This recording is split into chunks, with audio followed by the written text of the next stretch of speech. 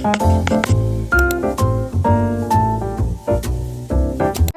welcome back to another day of Bookmas. Today we're going to be running through my end of the year book tag, which, if you don't know what this is, there are different prompts and then you pick books that you've read this year to fit that prompt, and we're going to talk through them. I think it's just probably easier if we just jump straight into today's video and then it can self-explain. First prompt that we have is favourite new character, and this year I read the Heartstopper series, so I had to give a mention to Nick and Charlie because they are just adorable, and I just love the way that they navigate their relationship and just talk about stuff, and honestly it's just so sweet. There are some heavier topics mentioned in the series. If you are going to read it, I would check trigger warnings, but Nick and Charlie are just so adorable. Another new favourite character, which honestly was a shock to me, is Nesta from the Akatar series. I finally read A Court of Silver Flames, and honestly I just really related to Nesta and just how she portrays herself in this book, because it's from Nesta's point of view. You get more of an insight into who she is as a character rather than who she is from Feyre's point of view. So I really enjoyed the book, and honestly I was very shocked that I enjoyed it so much. But yeah, Nesta is now a new favourite character of mine, and just I really related to her on a personal level. The next prompt we have is the most surprising book, both good and bad. The most surprising book in a good way was Bride by Ali Hazelwood. I didn't really think I was going to enjoy the book, and when I started reading it, the first couple of chapters I was like, I'm not really feeling this book, I'm not gonna lie. And then I carried on through. I thought, you know what, no, I'm gonna try it, and I really enjoyed it. The book that was the most surprising in a bad way was Where the Crawdads Sing. I have heard the most raving reviews about this book, and the fact that a film's been made on it and everything, and I just really didn't enjoy it as much as I thought I would, and it didn't really go the way that I thought it was going to, so I just ended up not enjoying this one as much, and that just really shocked me because of how many raving reviews I've heard on it. So yeah, it was just not a book for me. Then we have the best and worst / most disappointing new release. So the worst one or the most disappointing is Deep End by Ali Hazelwood. I love Ali Hazelwood's writing, but this book was just not it. Like, I just didn't like it. The romance just wasn't for me, and I can see why people would like it, but it just wasn't for me, this one. The best, which seems a little bit controversial because some people really didn't like this book, but the best was Great Big Beautiful Life. I just love Emily Henry's writing, and I actually really enjoyed the Margaret aspect of the story and listening to her stories as well as having the romance. I know some people just really didn't like it, but I really enjoyed this one. And we have the longest and shortest book that I read. So the shortest book is probably Heartstopper, just simply because it is a graphic novel and they're not that long anyway. And I think the longest book that I read was Airfire, maybe, in Throne of Glass. I haven't verified this, but that was definitely one of the longest books that I've read. I don't know whether that's longer or A Court of Silver Flames, but one of those two is definitely the longest book that I read. I mean, it's got to be a fantasy book, really. The next prompt is the best series that I've read this year, and we're going to bring up Heartstopper again because I just really enjoyed this more than I thought I was going to, and I can't wait for the last installment in the series to come out next year. I also really enjoyed Throne of Glass, so I haven't finished that series, but I am now up to Queen of Shadows, so that's the next book that I need to read, so I will be finishing that series off next year. I really enjoyed the series so far, and just some of the plot twists. I definitely think Crown of Midnight has been my favourite so far, and I really enjoyed Assassin's Blade, which I did read first because I just felt timeline wise that made sense.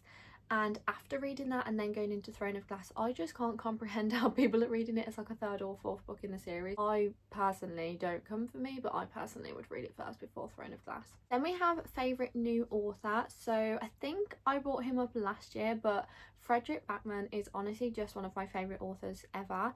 I read one book by him last year, which was Beartown, and then this year I think I've read 3 or 4 books by him, so he's definitely been solidified as a favourite author. Just every book that he writes is so unique, and his writing style is so unique, and you think you know something in a story and then he just completely plot twist you, but in such a weird way. He's definitely one of my favourite authors, and I will be continuing to work through his backlist next year. And then we also have Ellen Hildebrand, again in the same sense of like writing style, just her writing's really unique, and how she talks from different characters' perspectives and things like that, just I really enjoyed. I read The Hotel Nantucket this year, and I definitely want to read more of her books next year. I do own 28 Summers, but I'm so confused on what order to be reading the books in, so if you have any insight, let me know. I really enjoyed The Hotel Nantucket and the different perspectives that you got in that book, so I'm assuming that her other books are quite similar in that sense, but yeah, she's definitely going to be a new favourite, I think. Then we have books you finally read. Now there are a couple of these ones because I have an extensive physical TBR and I have been trying to work through it this year, and I'm definitely going to continue to do that next year. I've mentioned this book a couple of times now. So the first one is A Court of Silver Flames. I read the rest of the ACOTAR series last year and finally got around to reading A Court of Silver Flames literally last month. We also have Fourth Wing, which I know that's been out for a while now. We now have the third installment in the series, and I've only just got around to reading Fourth Wing, or I did read it earlier in the year, but again, really enjoyed it, so I can't wait to continue that series. I do own Iron Flame, so I will be getting to that at some point next year. The next one, I mean, they're all fantasy ones, but it's Divine Rivals. So I finally read that.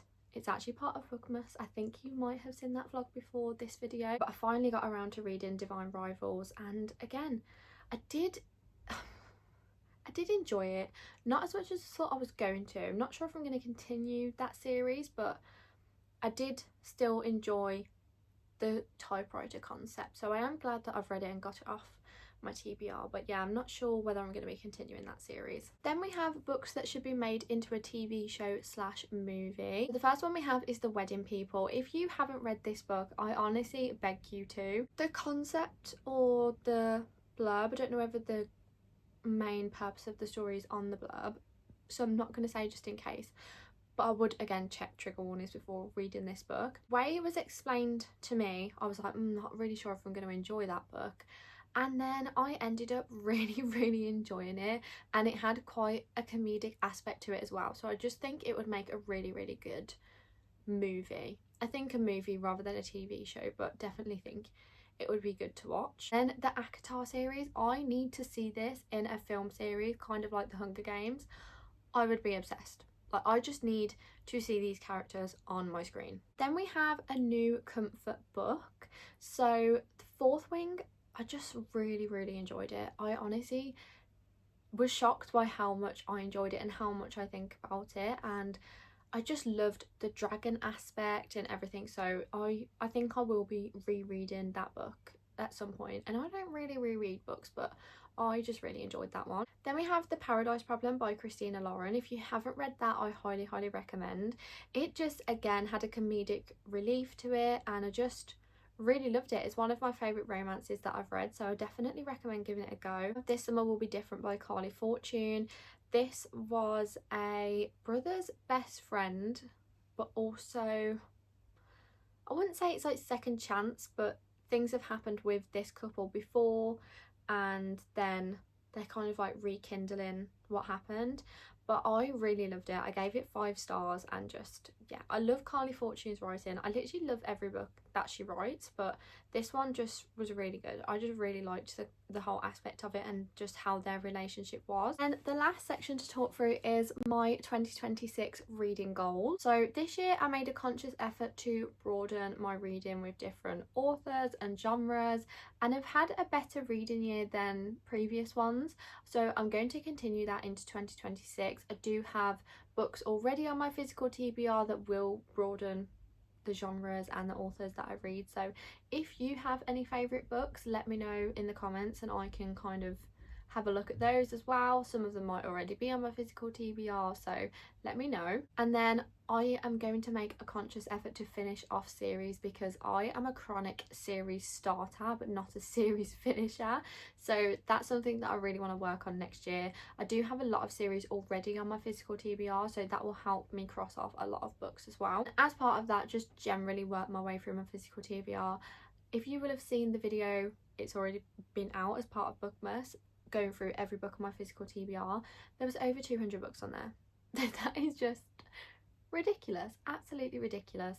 And I have had a clear out recently because I made the book room, so there was a lot of books that I got rid of, and I have been more brutal that if I am not feeling like I want to reread a book, or it wasn't a favourite of mine, or it's not part of one of my favourite series, I have been getting rid of them, like donating them to charity or selling them on Vinted. I'm pretty sure my Vinted is linked down below, so just check on there every so often on if I've got books on there if you're interested. I have been making a conscious effort to not keep loads of books, so I do need to continue to do that and work my way through my physical TBR. So if you have any creative ways to do that I can incorporate into videos, let me know as well. But that is everything for the end of year book tag. Let me know your answers for each prompt and what your goals are for 2026. Thank you so much for watching today's video, and I'll see you tomorrow for another day of Bookmas.